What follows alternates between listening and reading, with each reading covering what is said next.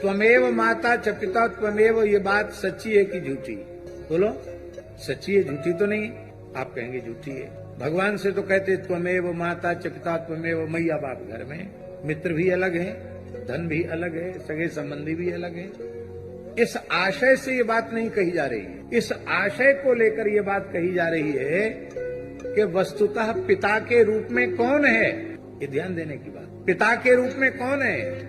प्रभु भगवान। हमने जो पिता शरीर को मान रखा है, यदि शरीर पिता होता तो शरीर छूटने के बाद फिर पुत्र उसका संस्कार क्यों करते?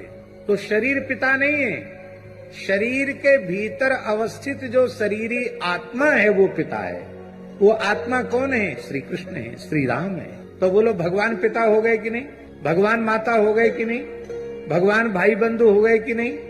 ध्यान में ही बात। संसार में वर्तते हुए भी यह अनुभव करना कि पिता के रूप में भी मुझे भगवान मिले हैं, माता के रूप में भी भगवान मिले हैं, पति के रूप में भी भगवान मिले हैं, पुत्र के रूप में भी भगवान मिले हैं, मित्र के रूप में भी भगवान मिले हैं, कहां तक कहें सेवक के रूप में भी भगवान मिले हैं। क्योंकि सेवक का अंतर्यामी कौन है?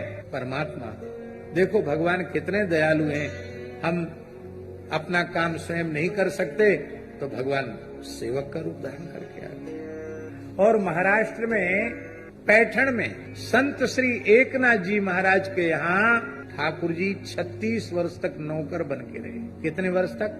36 साल तक साक्षात पंढरीनाथ भगवान श्री खंडिया नाम के नौकर बन करके ठाकुर जी रहे।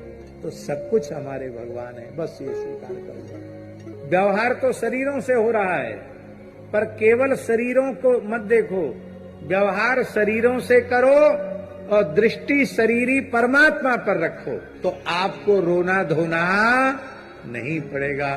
आप हर स्थिति में आनंद में रह सकते हैं, चाहे जैसी स्थिति आ जाए, आपका आनंद प्रभावित नहीं होगा। आप एक जैसी साम्यावस्था में रहें और सब में भगवान को देखो और सबको भगवान में देखो।